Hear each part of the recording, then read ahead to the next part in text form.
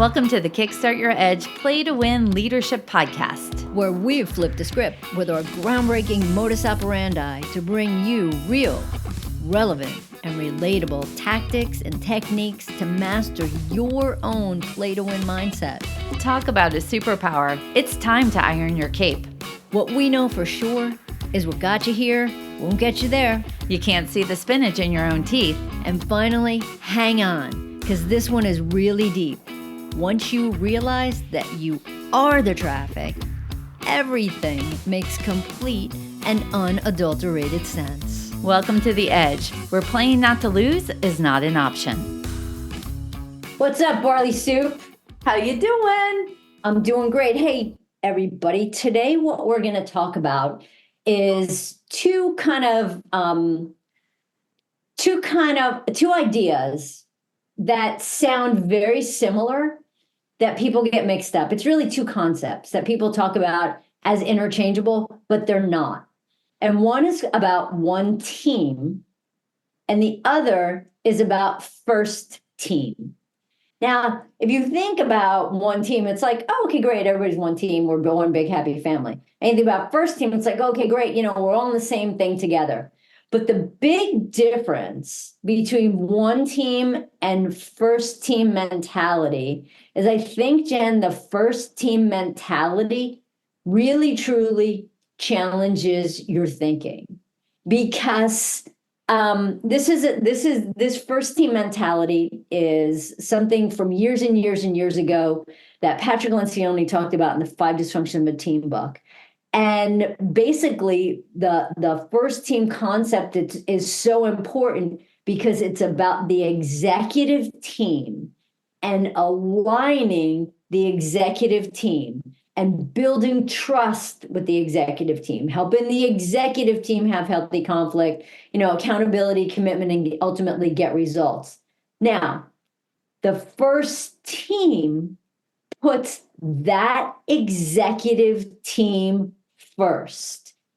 Normally, people think about, okay, the leaders should extend their, allegiance, for lack of a better word, to the people that they supervise.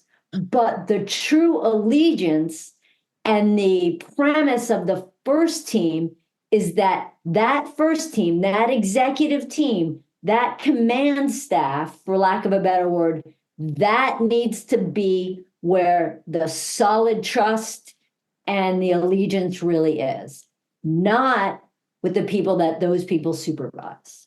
Yeah, I love the word allegiance. I think that's perfect, Karen, because it is about loyalty.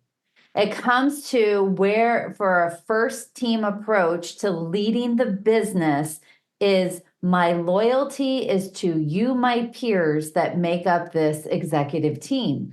And the reason the loyalty is there is because you are in service to what the business needs versus what you need as an individual. So traditionally, leaders have their most alliance with, as Karen mentioned, the people they oversee. They manage their direct reports. There's a lot of time put into those people, from hiring and training and working towards departmental goals. All of that is necessary. But if you don't have the first team mentality, when you go into a executive meeting, you're going to be thinking, how do I get the most for my direct team? When the reality is how is we as a first team serving the business, which means sometimes I need to sacrifice or bargain or negotiate or let go of what my team needs in service of the larger organization. So I think that allegiance, that's such a good word, because it's not that you don't care for your direct reports or care about or grow and develop, but it's that you are aligned, linked arms, hand in hand with your executive peers so that the loyalty is there going towards the shared visions, the shared values, the shared goals, the shared strategies, and being in alignment with those around you. You know what, Jen, I think that, with the with the background, right, that I had in law enforcement, it's interesting because I could see, going up the ranks, like you want to take care of the people that work for you. And you want to have that allegiance, you want to have that bond with those people. And this isn't saying to not have that, because you do want, you're the leader, right? You want your people to, to trust you, to have confidence in the things that you're doing. You want them to be able to rely on you, but also you want, as a leader, you want to be able to develop future leaders.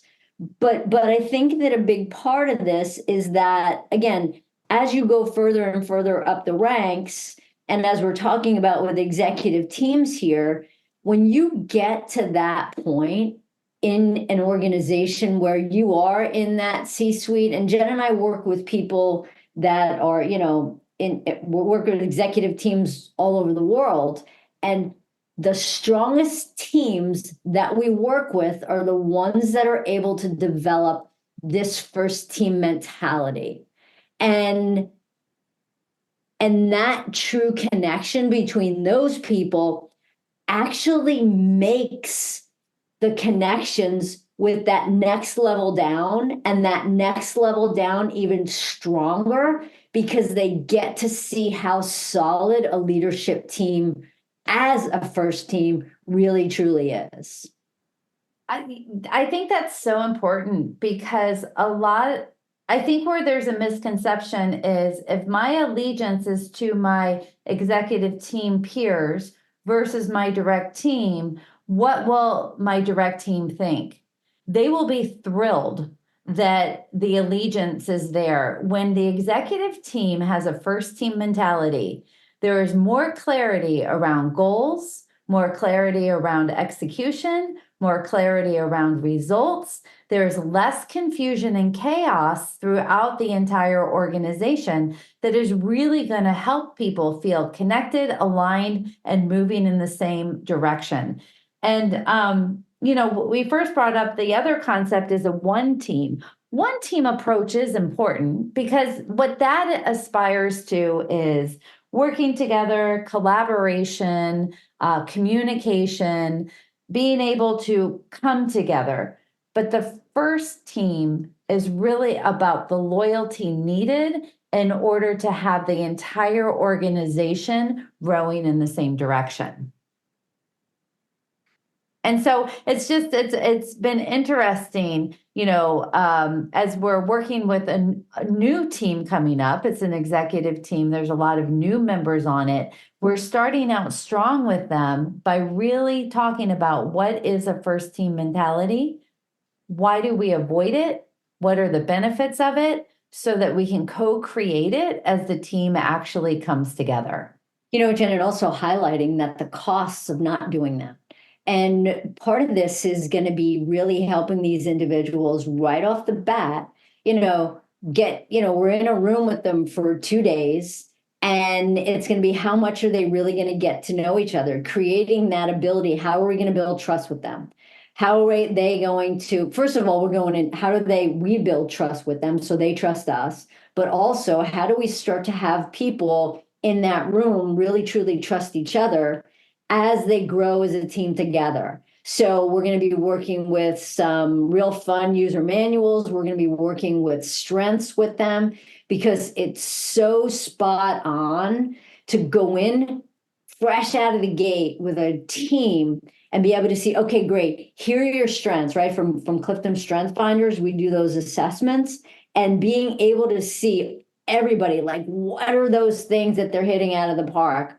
Where might they have some blind spots? What are they, what are they going to really truly kick ass on? And where are some things that they might not really even see because they can't see the spinach in their own teeth? So being able to help this team right out of the gate, I don't know, I want to say kind of develop some really solid, good habits, so you don't have to go into fixing mode. I'm going to tell you, the CEO and the HR guy that we're working with, rock solid, and love the fact that, you know what, Jen, they're so open. Yeah, it's pretty incredible to think about that there is this opportunity to be able to start from day one of this new team, to be able to put this all in place. It's just going to save time, energy, and effort. And it's the number one way to break down silos, because a first team mentality doesn't allow silos to happen. The results are going to be great. They're going to save so much money in the long run, and they're going to have better performance. So super fun. So when you're with your team, do you have a first team mentality, or do you have a one team mentality, or do you have a no team mentality? It's something to kind of think about to see what really would serve the organization the best. Food for thought. Wrap it up, Barley. All right, we're out. Bye. Thanks for listening to the Kickstart Your Edge Play to Win Leadership Podcast. Craving more?